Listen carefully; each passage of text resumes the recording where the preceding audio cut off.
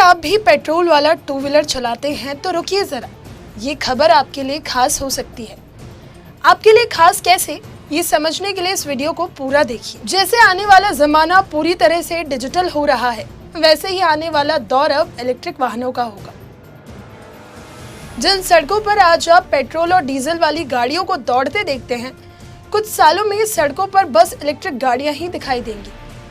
बड़े बड़े देशों ने अब धीरे धीरे बदलते दौर के साथ इलेक्ट्रिक वाहनों के चलन को शुरू कर दिया है।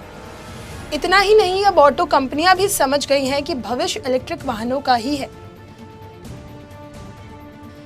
यही वजह है कि देश की सबसे बड़ी इलेक्ट्रिक व्हीकल कंपनी ने सरकार से मांग की है कि देश में 2027 तक पेट्रोल वाले टू व्हीलर की खरीद पर रोक लगा देनी चाहिए। हीरो इलेक्ट्रिक के एमडी नवीन मुंजाल ने कहा है कि नए टू व्हीलर वाहनों की बिक्री को 100% इलेक्ट्रिक व्हीकल की सेल बनाने के लिए 2027 का समय सही रहेगा।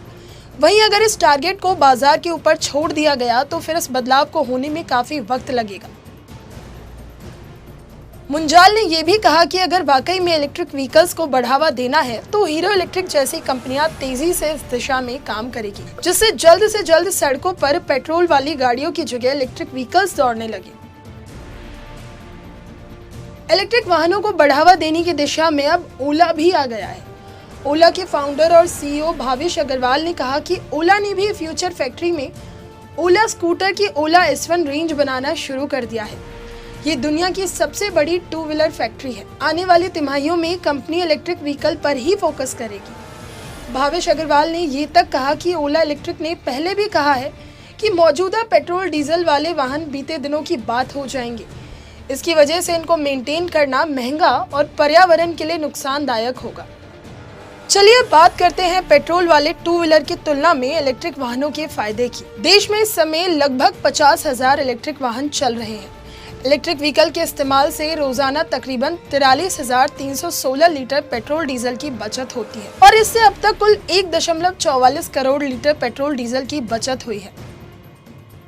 अगर आसान भाषा में समझे तो अब तक कुल 50,000 इलेक्ट्रिक वाहनों से 1 अरब रुपए की बचत हो चुकी है।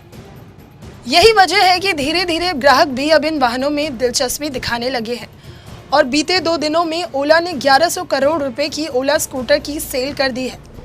हीरो इलेक्ट्रिक ने भी इस दिशा में पहल करते हुए कहा कि वो 2022 मार्च तक अपना पहला ई स्कूटर लेकर आएगी।